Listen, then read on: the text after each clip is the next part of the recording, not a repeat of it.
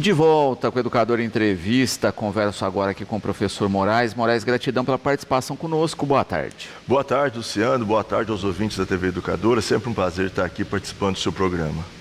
Moraes, a gente tem observado aí, né, a questão econômica sendo pauta, não é, das mídias, das redes sociais, mas infelizmente muitas vezes tratada de maneira superficial, não é? Uma das questões que a gente tem visto é essa questão da variação do dólar, né? Com um período de alta aí, e que sempre a gente vê pontuado com um único fator, né? E quando a gente fala em economia, é sempre isso, né? Quando a resposta é única ou é uma só, raramente está certa. É verdade, Luciano. Na realidade, quando a gente vê, por exemplo, o dólar subindo, isso daí é apenas um indicador que tem outros problemas por trás disso. É como se fosse a febre do doente. Na realidade, o doente está com febre porque ele tem alguma outra enfermidade. Então a questão é bastante complexa e por isso há uma dificuldade muito grande das pessoas compreenderem a dimensão de tudo isso que está acontecendo. Hoje, né, quando a gente pensa na economia, você tem a questão, olha, é lógico, né, é uma alta local, mas ela também depende de fatores locais e internacionais. Isso.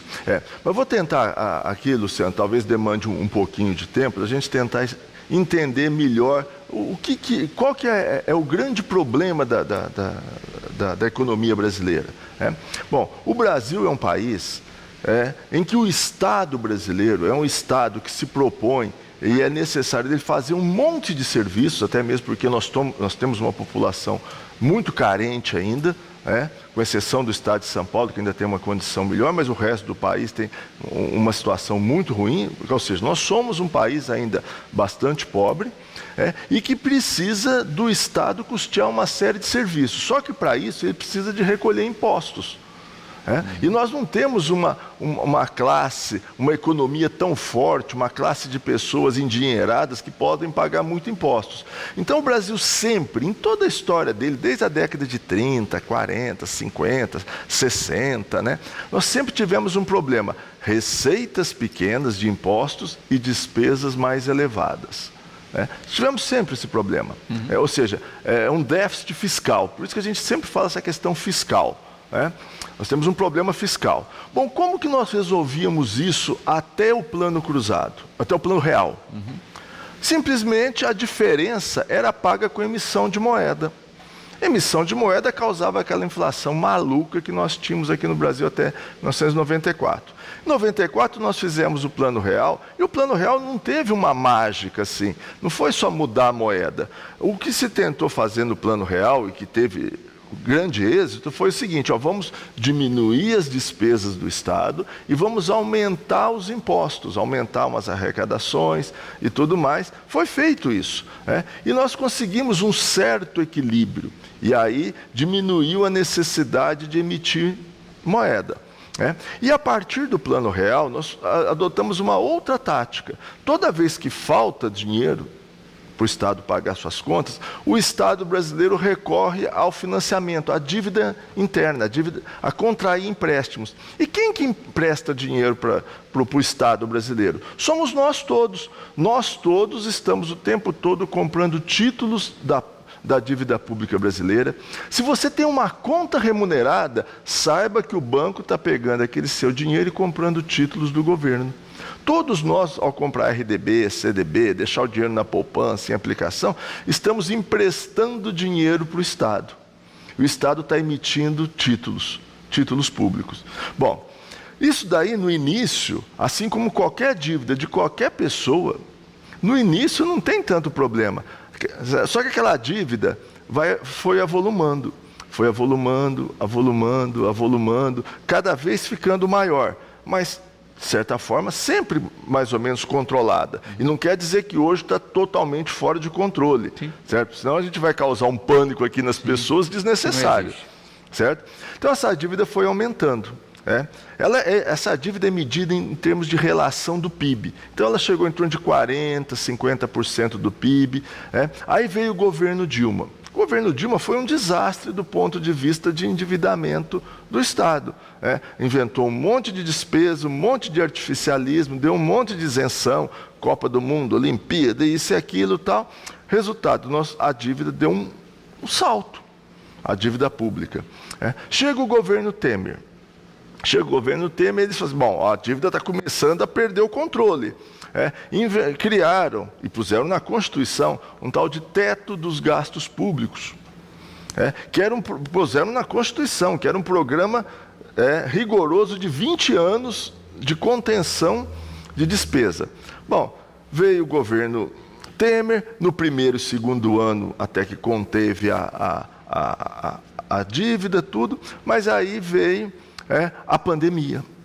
O governo Bolsonaro veio a pandemia, na pandemia não dá para segurar a despesa, todo mundo tinha, o Estado teve que socorrer todo mundo, então esquece o teto e vamos gastar. E a dívida deu um outro pulo.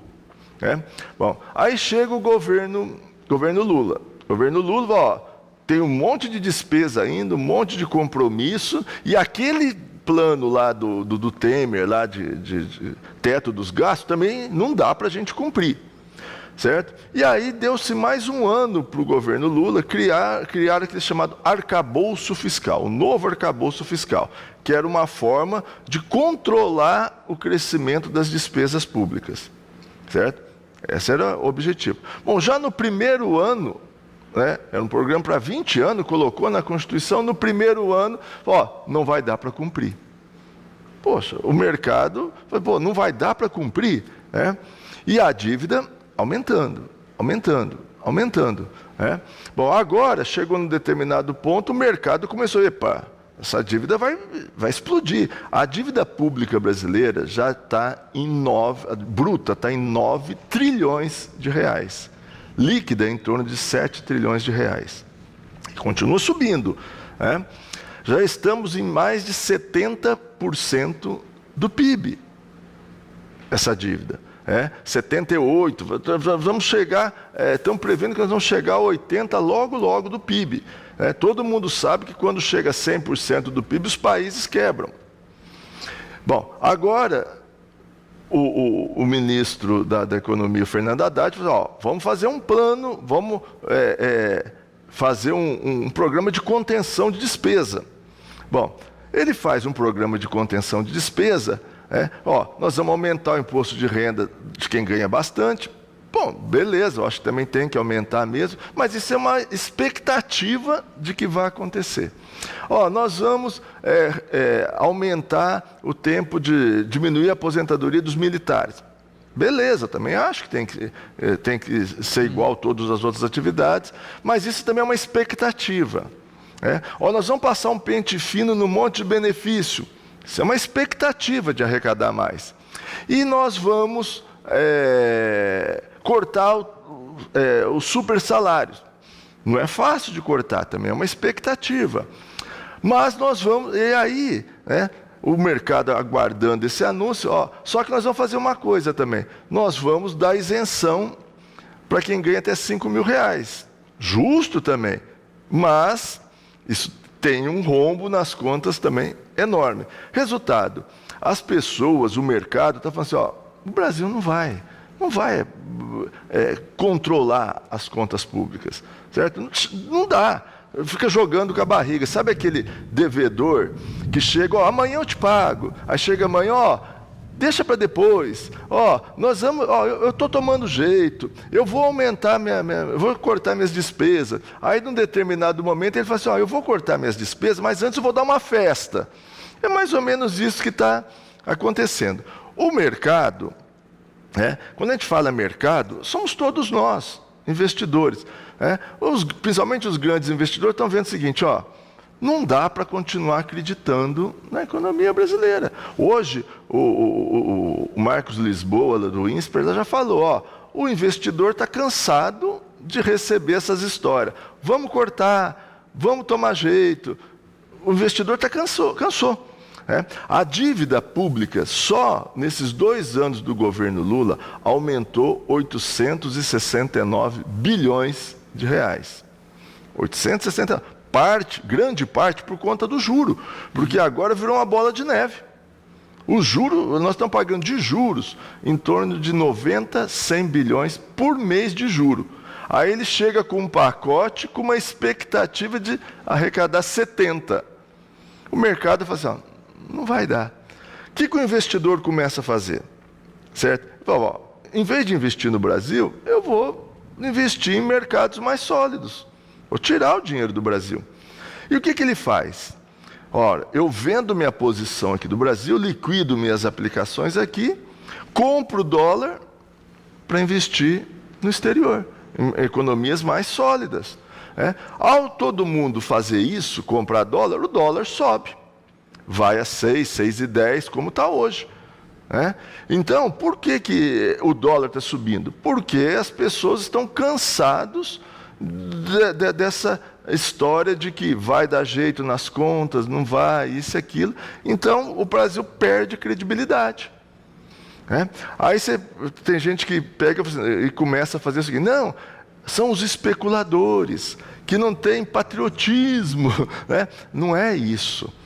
Qualquer um de nós, se nós percebermos que as coisas não estão bem aqui, você vai simplesmente também sair. Você não vai continuar investindo num barco furado. É isso que os investidores estão fazendo. E o Milton coloca uma questão também interessante, não é? Muitas vezes se joga muita questão nas costas do executivo, não é? Mas a gente vê aí, por exemplo, o judiciário, que é o que mais estoura o teto de gastos, em especial do salário funcional, né, no sentido aí, né, o segmento que mais tem gente ganhando acima da folha é o judiciário, e a questão do próprio legislativo, que não queria nem transparência com as emendas impositivas. Né? Então, num esperneio danado aí, né, com o Supremo, justamente porque se pediu transparência nisso. Como é que, em especial o legislativo, que teria que fiscalizar essa questão, né, do teto de gastos, etc., se ele mesmo não cumpre a parte, que moral ele tem para fiscalizar o executivo? Verdade. Qual que é o nome? Milton. Ô Milton, uma boa questão. E aí você vê a questão da complexidade disso. Primeiro é o seguinte, isso está lá na nossa Constituição. O Executivo e o Legislativo e o Judiciário têm um percentual da arrecadação. Isso é constitucional. Isso a gente não pode cortar. Infelizmente. Outra coisa também. Mas as emendas não vêm daí. As emendas não vêm daí. Uma outra coisa também, mas no princípio da separação dos poderes, um poder não pode falar o que o outro tem que fazer, porque senão acaba sendo uma interferência no outro poder. Então o executivo não pode disciplinar a questão dos salários do legislativo e não pode disciplinar a questão dos salários do judiciário. Isso é tudo constitucional. Então, nós não conseguimos quebrar isso. Infelizmente. Às vezes as pessoas, por que não corta isso, por que não corta aquilo? Então existe uma série de questões legais, existem direitos adquiridos, que infelizmente não vão conseguir ser cortados. Mas tem uma questão pontual que, por exemplo, né, a questão do limite de teto salarial. Isso é norma, isso vale para os 3 poderes. Aí o sujeito inventa 50 mil penduricalhos. Isso é uma coisa que precisa de eliminar. E sabe como que eles fazem isso? Eles criam isso, né, como verba indenizatória, que é um esculacho, entendeu? Então eles dão algumas remunerações e grafam ela como verba indenizatória. E verba indenizatória não entra no teto dos gastos. E é onde eles criam esse chamado, inclusive o apelido é esse, penduricalhos. Penduricalhos. Então, isso precisa de cortar, isso está parado no legislativo. Porém, é bom que a gente diga, inclusive para o Milton, por mais que a gente corte esses penduricalhos, que já vai dar uma economia boa e dá um efeito moral de seriedade, inclusive com a questão das emendas parlamentares e tudo mais, não é isso que vai resolver toda a nossa questão, porque o buraco é muito maior. O buraco é muito maior. E, infelizmente, o Estado brasileiro tem demandas, a população brasileira tem demandas muito grandes. Nós temos grande parte da população que, se não é o Estado, dá o médico, dá a receita, dá o medicamento, a pessoa morre à míngua. Se não é o Estado, dá a educação, dá a escola, dá o uniforme, dá o caderno e dá o lápis, a pessoa vai morrer analfabeta. Então nós estamos num estado ainda muito pobre, que depende muito, uma população muito pobre, que depende muito do custeio do Estado, Bolsa Família, Bolsa disso, Bolsa daquilo, certo? Que não tem outra fonte de renda, e nós temos uma atividade produtiva que não tem mais como cobrar impostos. E quando a gente fala em cobrar impostos também, aumentar a carga tributária, é bom que a gente saiba o seguinte: quando você aumenta a carga tributária de uma empresa, isso é automaticamente repassado para o preço dos produtos, que o consumidor também vai pagar. Então nós estamos chegando num limite que não dá para cobrar mais impostos. E não dá para cortar muitos gastos. É lógico, e todos nós enxergamos um monte de gastos desnecessários, certo? De um monte de projeto de resultado duvidoso, de eficácia pequena. Então precisa de um grande programa para reduzir isso daí. E parece que ninguém aqui no Brasil está disposto a enfrentar esse sacrifício. Isso parte de vereadores, prefeitos, deputados, governadores, a própria máquina pública. Ninguém está muito disposto a cortar. E sabe por que eu imagino isso também, Luciano? Porque, infelizmente, a população ainda não se deu conta desse problema que eu acabei de falar. Por exemplo, hoje eu estou aqui no seu programa falando assim: a nossa dívida pública, está nos jornais aí, em alguns jornais, atingiu 9 trilhões de reais. Se você me chamar aqui para o seu programa exatamente daqui a um ano, nós vamos falar 10 ou 10,5. Essa é a projeção. E quando sai isso no jornal, sai pequenininho. Quando sai lá, por exemplo, o Big Brother, não sei o que tem, uma notícia relevante, isso dá em manchete, dá jornal, a população se liga nisso. E uma questão tão importante, a população não enxerga, e por não enxergar, não cobra. Não cobra do seu político. Nós tivemos eleições agora, recentes, certo? E que nós vimos que as brigas eram por questões banais, questões menores, e não se discutia problemas mais significativos do nosso contexto.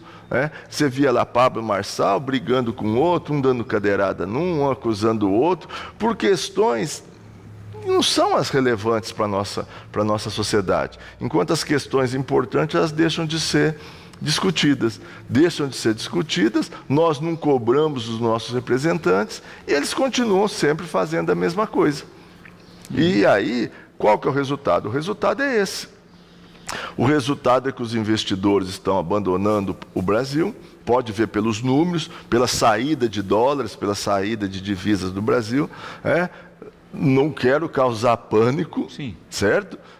E o Brasil está longe no momento de quebrar. Mas, veja bem, qualquer endividamento, se ele não for contido, uma hora vai dar problema. Isso dá na nossa vida particular, isso dá na vida de uma empresa, isso dá no Estado brasileiro, num Estado também, nas finanças públicas. Agora, nós estamos presenciando a alta do dólar. O dólar já está batendo hoje em torno de 6,5, chegou a 6,10, 6,11. Há um ano atrás estava em 5, agora está em 6. Isso vai ter reflexo em todos os nossos preços, vai ter reflexo na inflação. Dificilmente nós vamos conter a inflação no ano que vem. E isso vai sacrificar todos nós. Nós vamos chegar no supermercado, o nosso salário não subiu, mas os preços na gôndola do supermercado subiram. Tudo está subindo. O preço da gasolina vai subir, o preço do óleo de soja vai subir, tudo vai subir. Então, isso não existe milagre, não existe fórmula mágica que vai resolver essa questão.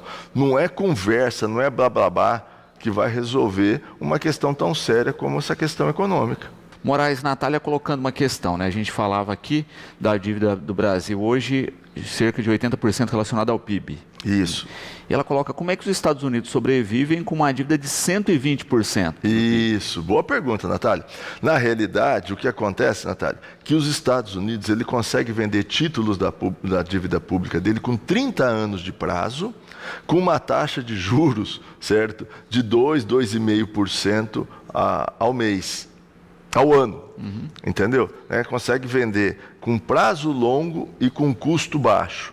E é uma economia que está crescendo e vem crescendo ao longo de todos esses anos. Então, eles também estão chegando mais ou menos no limite. Estão chegando no limite. Agora, o Brasil não. O Brasil nós conseguimos vender títulos hoje com 3, 4 anos de prazo a uma taxa, certo, de 14%, 15% de taxa de juros ao ano. Certo? Então, uma coisa é você se endividar, uma empresa se endividar, por exemplo, eu contraí um empréstimo para pagar em 30 anos, com uma taxa de juro baixa. Uma outra coisa é você entrar no cheque especial de 9% ao mês. Roda rapidinho. Então, esse é o grande problema. Mas também, quando a gente pensa em investimento, tem um fator psicológico aí meio bizarro. Né? Vou falar da questão, por exemplo, de tecnologia. Né? Quando a gente entrou no boom da tecnologia e que as pessoas começaram a investir demais, até que se deram a bolsa virtual e etc., até que se deram conta do seguinte, olha, quando eu invisto numa empresa, eu tenho lá o terreno, o maquinário, né? Eu tenho uma infraestrutura que se essa empresa quebrar, pelo menos eu consigo acionar e rever, né? Quando se investia numa macroestrutura de tecnologia, olha, é virtual. É virtual. Né? Aí a gente viu isso recuar e foi uma das coisas que mais caiu no mercado nos últimos anos. Né? Parece que a coisa se reajustou. Né? Até pouco tempo atrás a gente via aí pessoas famosas comprando obra de arte virtual por um preço absurdo e despencou o valor. Né? Parece que as pessoas estão de novo entendendo. Porque se a gente para pensar, olha, um país que tem uma dívida maior do que a nossa, né? Só que consegue. Como é que ele consegue uma renegociação mais vantajosa da relação do empréstimo, etc., se em tese ele está mais endividado? Pelo seguinte, porque, primeiro, o título americano, certo, é considerado o AAA, 3 As, né? É o mais alto grau de investimento. É um título hiper seguro, sempre pagou, eles têm a máquina de imprimir dólar. Entendeu? Então é uma economia super sólida do ponto de vista. E é por isso que eles estão esperneando com essa história dos BRICS de ter uma outra moeda. Também. Isso está em risco agora, se isso se consolidar. Mas é difícil consolidar, mas de certa forma a hegemonia do dólar. Então eles têm uma economia muito sólida, muito sólida. Né? Diferentemente da economia brasileira, certo? Há pouco, no final do governo Lula, do segundo governo Lula, nós chegamos a alcançar o grau de investimento. Lembra disso? Chegou no governo Dilma, nós perdemos o chamado grau de investimento. E aí foi despencando até o governo Bolsonaro, agora voltou a subir Agora está voltando a subir. O que acontece, o que é o chamado grau de investimento? As agências classificam os países de acordo com a capacidade de solvência dele, de liquidar os títulos. O Brasil ainda está no grau especulativo. Então, o investidor estrangeiro e o nacional mesmo só investe na economia brasileira se pagar um prêmio alto. Qual que é o prêmio? É a taxa de juros. Então, o investidor só investe aqui se a taxa de juros for muito boa.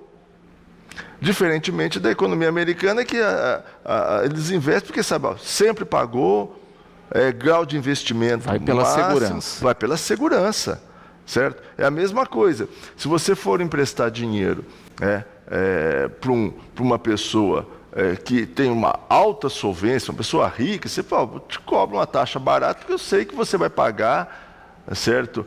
Constantemente, não tem problema. Mas se você for algo que não tenha tanta credibilidade, eu só empresto se for uma taxa de juro alta. E é isso que está acontecendo com o Brasil, certo?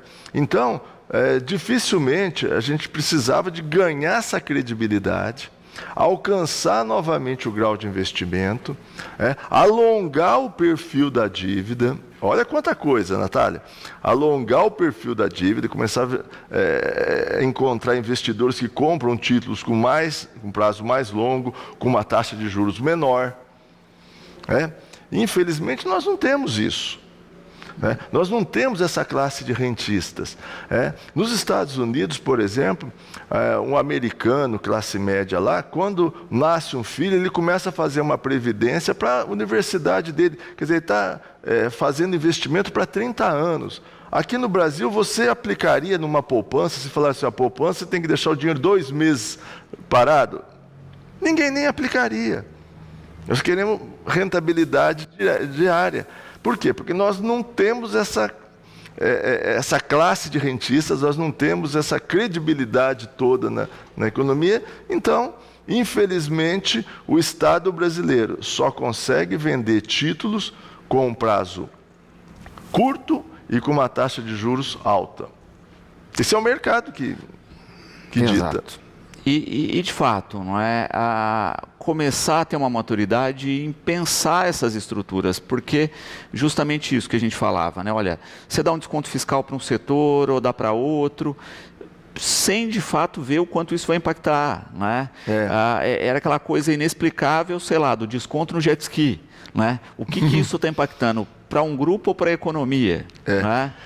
Outra coisa que é muito importante a gente falar, para quem está nos ouvindo, a Natália, o Milton aí, vamos imaginar uma família que tem um salário, né, razoável, e com esse salário ele custeia seus gastos ali da sua família. De repente ele começa a ter gastos um pouco maiores. E começa a entrar no banco, entrar em empréstimo, certo?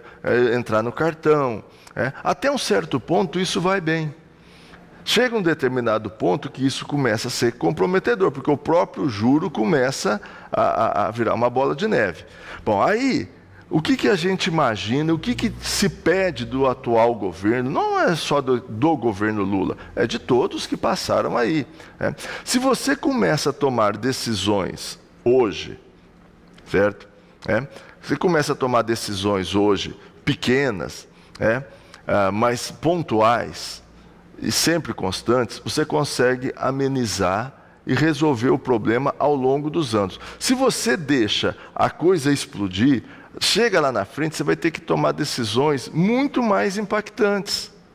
Então, talvez agora seja o momento da gente começar. Corta um pouco aqui, corta um pouco ali, corta um gasto supérfluo aqui, corta um penduricalho ali, corta isso, aquilo. Equilibra as contas.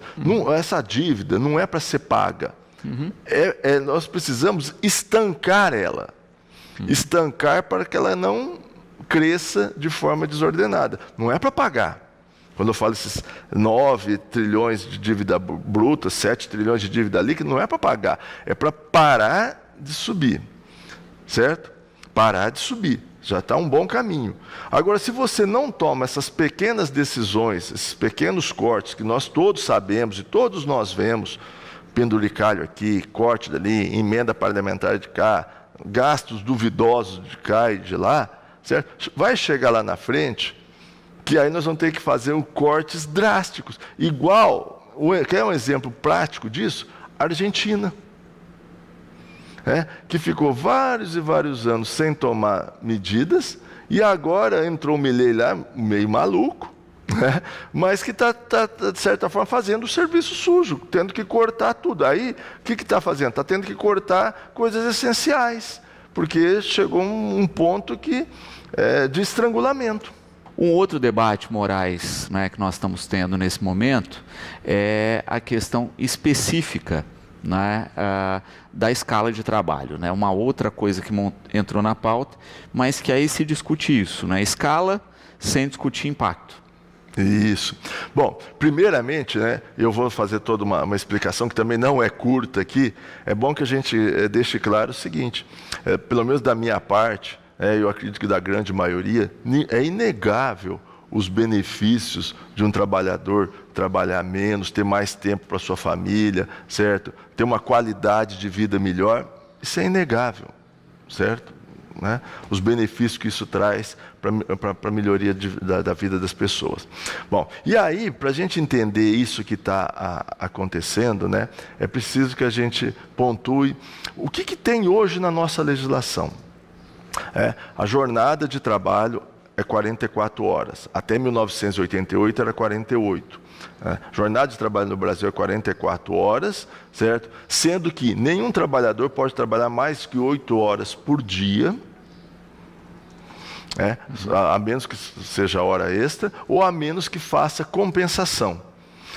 A nossa escala é 6x1, 6 dias trabalhado e 1 dia de descanso. Muitas categorias já obtiveram negociações e já conseguiram fazer escala 5x2, compensando essas mesmas 44 horas, certo? Trabalhando 48 minutos por dia para não trabalhar no sábado, por exemplo, ter 2 dias.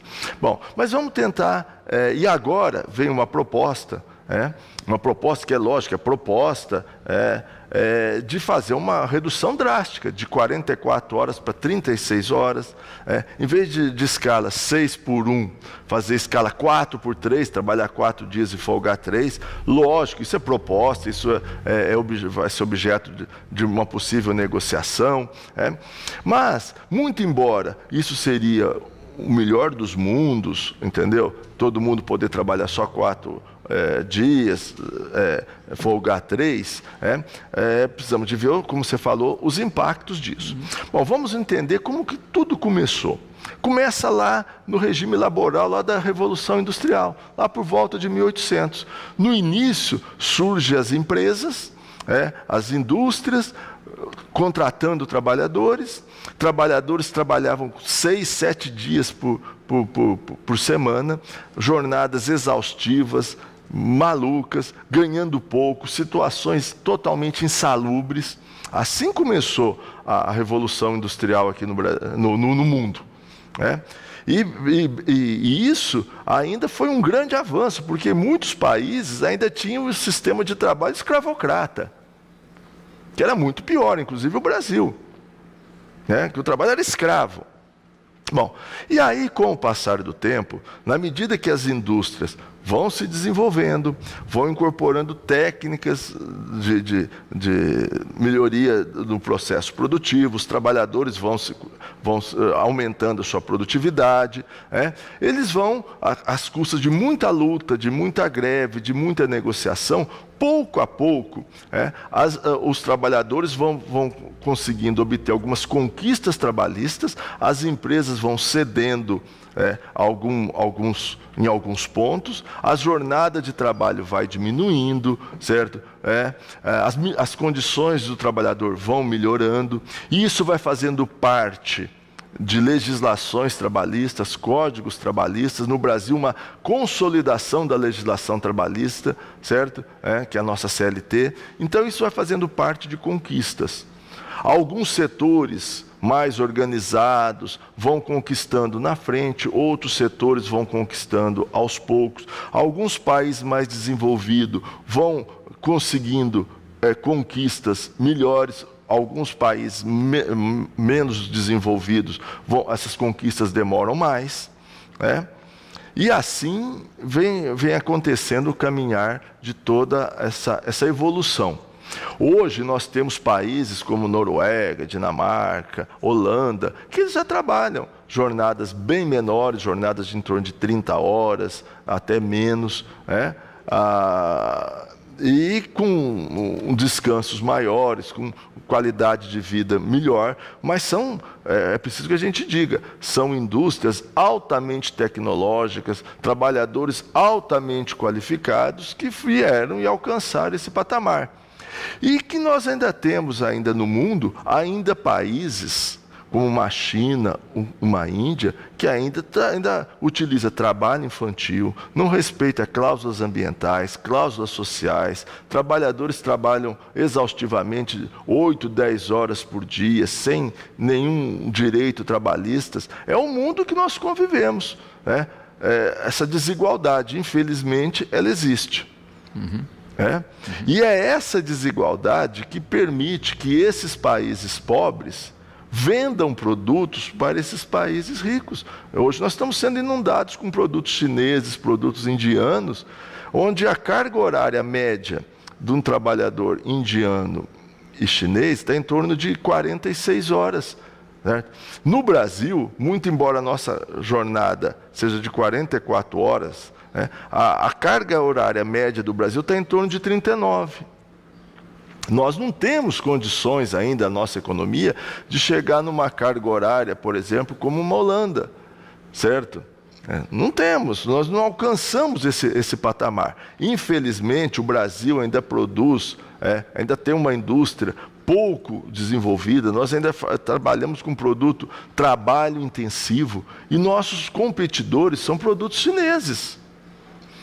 Não há, certo? Então, pouco a pouco, nós vamos incorporando conquistas. Hoje, nós estamos sabendo, inclusive eu sei da realidade aqui de Batatais, até por conta da associação comercial, nós sabemos que tem empresas aqui de Batatais que estão com tanta dificuldade de contratar trabalhadores, que estão, pouco a pouco, oferecendo salários maiores, condições melhores. Nós estamos sabendo, por exemplo, que tem setores aqui onde os trabalhadores têm que trabalhar sábado e domingo, está difícil encontrar pessoas dispostas a trabalhar sábado e domingo, e nós queremos o supermercado aberto no sábado, domingo, a farmácia.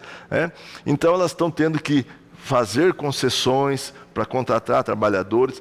Essa é a marcha do processo.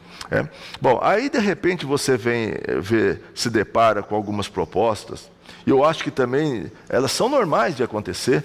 Está no papel dela, o deputado, fazer propostas, fazer reivindicações, não tem nada de errado, não quer dizer que elas tenham condições de prosperar. Fala assim, vamos passar a jornada para isso, para aquilo, diminuir. É bom que a gente entenda o seguinte, isso daí não é uma questão tão simples, não é só virar a chavinha, não é só ajustar o relógio do ponto. É preciso que a gente entenda o seguinte, isso para a empresa significa aumento de custos. Por exemplo, um trabalhador trabalha 44 horas.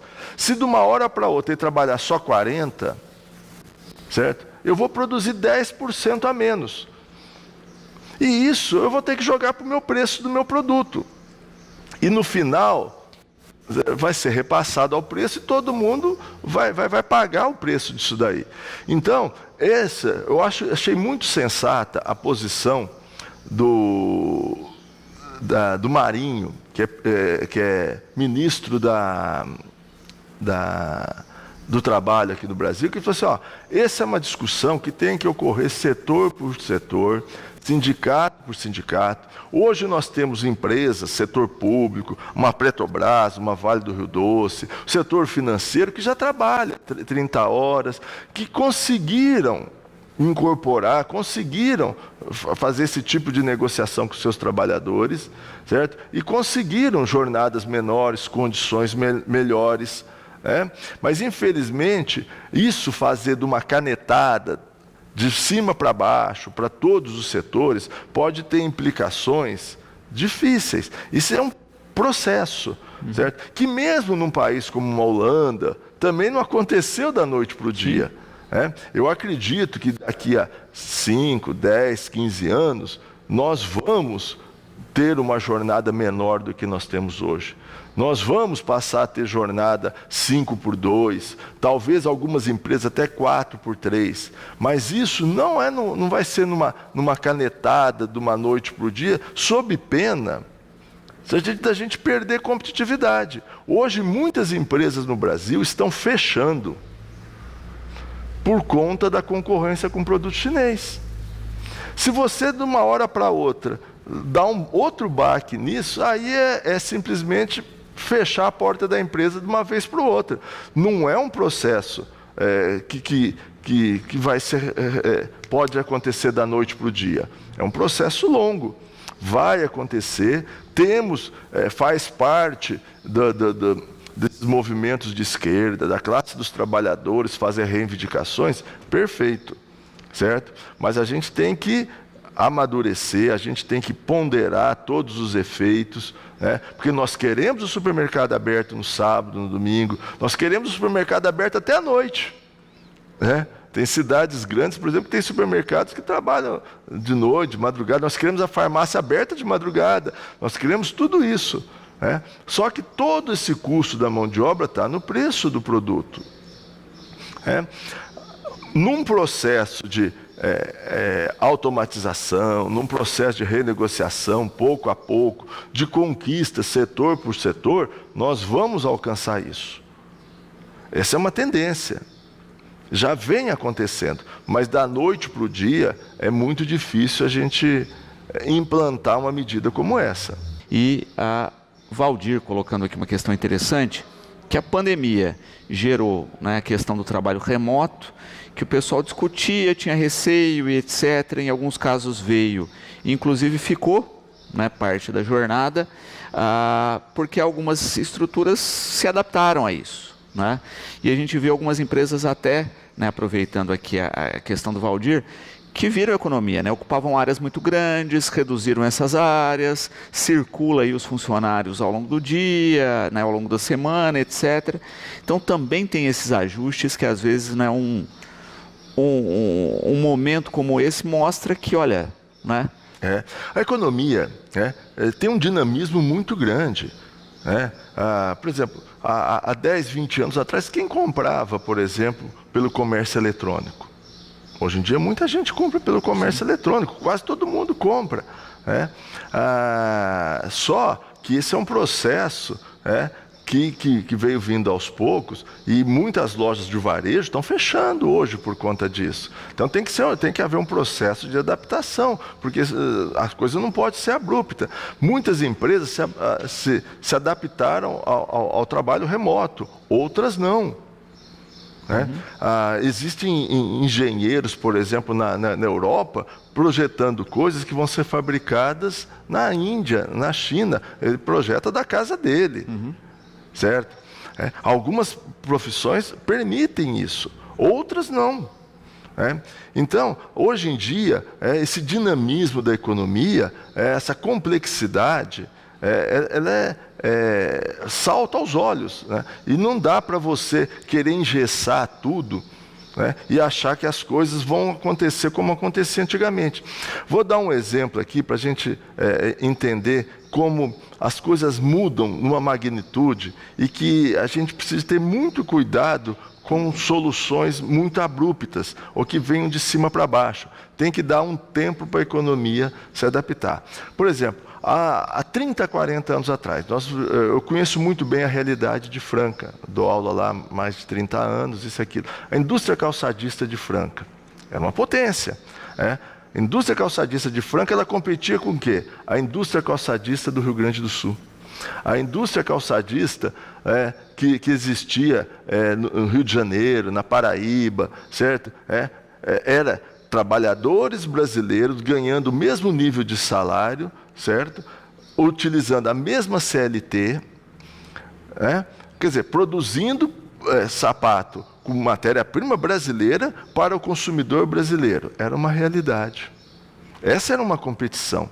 Hoje em dia é uma indústria daqui competindo com uma indústria lá da Índia, ou da China, ou de Bangladesh, ou de qualquer lugar do mundo que você nem sabe aonde, certo? Utilizando mão de obra, às vezes até infantil, sem qualquer cuidado com o meio ambiente, e sendo vendido o produto de lá, certo? Com subsídio, com um monte de coisa, sendo vendida na porta da sua empresa. Então, de uma forma ou de outra, é o trabalhador daqui competindo com o trabalhador de lá. E você não pode fazer com o trabalhador daqui o mesmo que faz com o de lá. Seria um retrocesso. Simplesmente você colocar mais rigor ou mais benefício para esse trabalhador brasileiro, você pode, às vezes, fazer com que você não tenha mais a jornada 6 por 1. Você tenha 7 por 0, ou 0 por 7, porque o trabalhador, às vezes, você não vai ter condição de manter. Você vai fechar a empresa. Isso é muito sério. Quer ver um exemplo? Eu estava comentando com o Luciano aqui no intervalo. A Alemanha, certo? O berço da Volkswagen, as 3 principais fábricas onde nasceu a Volkswagen, certo? Eles vão fechar na Alemanha. vão fechar, certo? Está tendo greve, está tendo reivindicações lá, mas pode ter certeza, vão fechar. E vão fabricar esse carro aonde? Vão fabricar na Índia, na China, onde a mão de obra é mais barata. Vão fabricar o quê? Vão fabricar automóvel. Para vender para quem? Para vender para o alemão, que tem dinheiro. Então, você simplesmente, de uma hora para outra, querer incorrer ao trabalhador na base da canetada, agora você vai trabalhar só 4 dias, folgar 3, sem prejuízo do salário, sem isso, sem aquilo, muitas vezes você vai simplesmente pregar o último prego do caixão de uma indústria brasileira que já está combalida. E que é aquela história, né? Não que isso seja improvável, impossível de ser aplicado, pode sim, desde que seja pensado um processo. É um processo e que está acontecendo. Certo? Está acontecendo. De uma forma ou de outra, pouco a pouco, os sindicatos, os trabalhadores, isso mesmo que o Valdir falou, por exemplo, dos trabalhadores trabalhar remotamente, na sua casa, isso e aquilo, certo? Está acontecendo. É um processo, pouco a pouco, dando tempo do trabalhador se adaptar, dando tempo da empresa se adaptar, certo? Porque a economia é dinâmica. Empresas que existiam há 30 anos atrás, hoje não existem mais. Mas nós temos empresas novas hoje. O trabalhador precisa de se adaptar a essa nova realidade, o consumidor tem que se adaptar, a empresa tem que se adaptar. Sob pena de, nesse processo de adaptação, muita gente ficar pelo caminho. Trabalhadores que não se adaptar, ficar pelo caminho. Entendeu? E por isso, né, a gente vê isso, né, o país toma atitudes sem ter dados, né? E aí vamos falar isso, né? Olha, a gente pega um segmento específico, né? Vamos pensar um segmento aqui que tem muito em Batatais, que é indústria metal-mecânica, né? Que muitas vezes falta mão de obra, né? E aí você fica tendo que suprir com horas extras, né, esse profissional. E que às vezes é isso, olha, vou aplicar primeiro um programa de formação de mão de obra, né, para suprir aí essa necessidade. Amanhã eu venho com essa proposta de dinamizar, de reduzir essa carga horária. Ao mesmo tempo, aí sim, eu dou um subsídio no ponto de vista da lei trabalhista, né, junto às despesas relacionadas ao governo, que eu vou conseguir contratar mais sem pesar, de fato, na empresa, e ao mesmo tempo sem pesar financeiramente no governo, porque no final das contas eu vou estar pagando o mesmo que eu pago hoje, contratando mais mão de obra.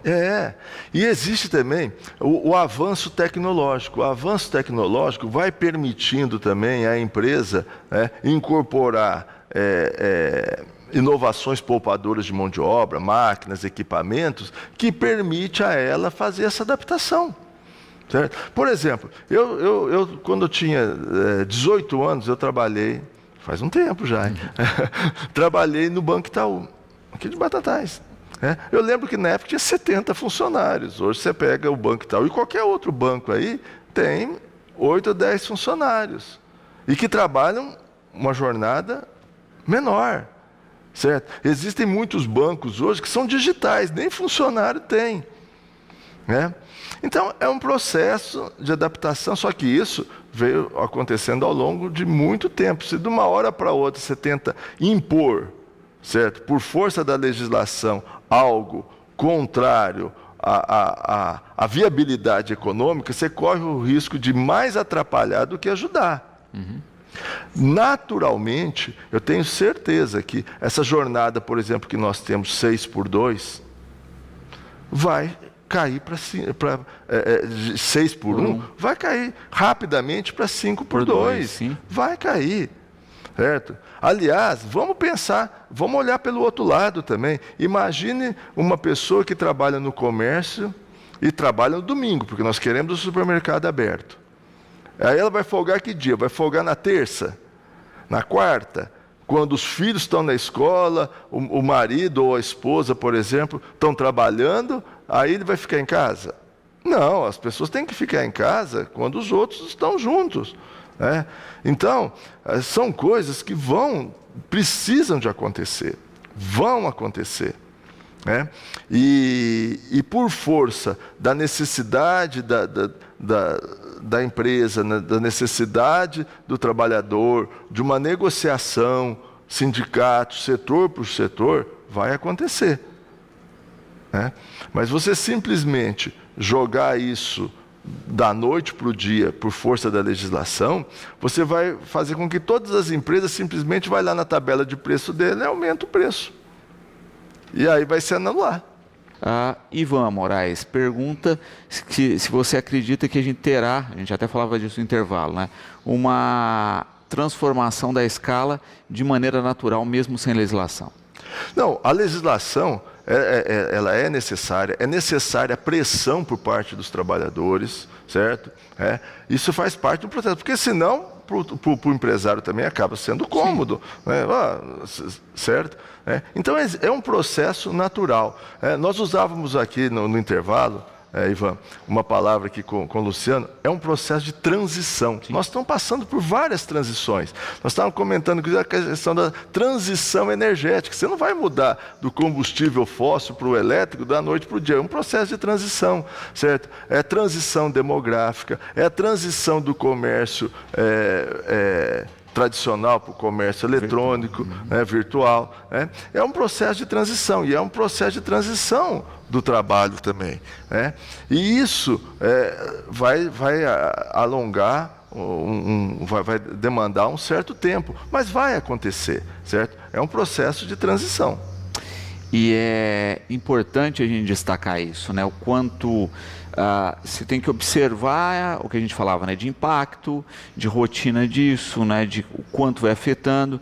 E hoje, a gente falava disso também, uma coisa que acontece na Indonésia impacta aqui, né? Então você acha que, olha, agora está dando certo, né? O que você citou, por exemplo, da indústria calçadista, né? Num dado momento a gente viu a indústria calçadista daqui da região migrar por causa da guerra fiscal, né? Para outros estados, né? De aproveitar isso para tentar ficar mais competitivo, mas chegou lá, teve problema com a mão de obra, que não era qualificada, começou a ter muito acidente de trabalho, etc., e acabou retornando. Né? Então, não existe mágica. Não existe. Às vezes, aqui no Brasil não aconteceu muito, mas, por exemplo, às vezes a gente fala assim, poxa, a economia da China, o dinamismo dela, da Índia, né? Da China principalmente, grande parte das indústrias que estão lá estão fabricando produtos americanos. O iPhone, né? Então, de repente, o americano, o europeu, pegou a indústria, pôs no navio e levou para fabricar lá, entendeu? Então, por exemplo, o iPhone, o Nike, os tênis, isso e aquilo, são fabricados lá e são projetados lá nos Estados Unidos. A Embraer já projeta partes do avião aqui que são produzidas em outros países. Então, e existe uma interligação muito grande entre as economias. Às vezes, a indústria chinesa não vem aqui, mas o produto vem. Se o produto vem, é o trabalhador de lá competindo com o trabalhador daqui. Então, esse tudo é um processo de transição, certo? Que não pode ser atropelado. Né? Não pode ser atropelado sob pena da capacidade de adaptação, tanto das empresas quanto dos trabalhadores, não se adaptarem a isso.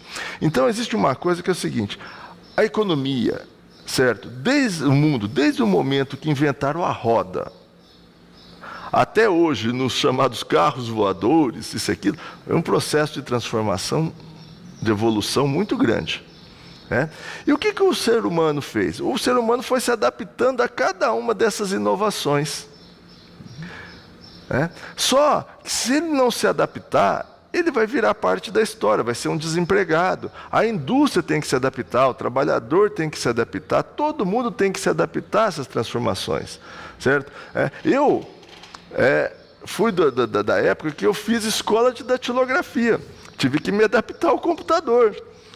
E hoje quase tudo é pelo smartphone, pelo telefone, isso, aquilo, tive que me adaptar. Mas e aqueles que não se adaptaram? Será que eles são facilmente absorvidos pelo mercado de trabalho? As empresas estão tendo que se adaptar, e eu estou passando por isso Todos os empresários estão tendo que se adaptar a esse novo mundo do comércio eletrônico, certo? Dessas novas transformações, das redes sociais. Está sendo fácil adaptar? Não está sendo fácil. E muitas não estão se adaptando e estão fechando. Se esse processo for um pouco mais lento, ou se a transição for menos abrupta, talvez dê mais tempo que todos se adaptem. Se ela for muito abrupta e você quiser fazer isso por força de uma canetada, só da legislação, vai ser muito difícil.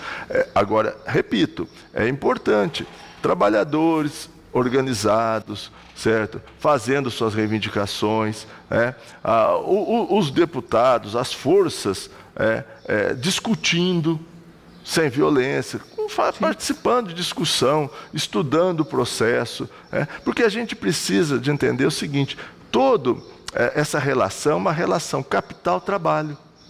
Essa relação capital-trabalho, ela tem que ser uma relação mais harmoniosa possível, sob pena de parar onde? Lá na Justiça do Trabalho. Sem dúvida. Então tem que ser um processo de adaptação, certo? Em que todas as partes têm que ganhar juntas. Moraes, quero agradecer imensamente a presença, deixar sempre o espaço aqui à disposição. Espero realmente, que a gente tenha uma discussão fundamentada em dados, que de fato a gente evolua nesse processo e que ele seja de fato ancorado aí em estruturas estáveis, tanto na economia quanto na relação de trabalho.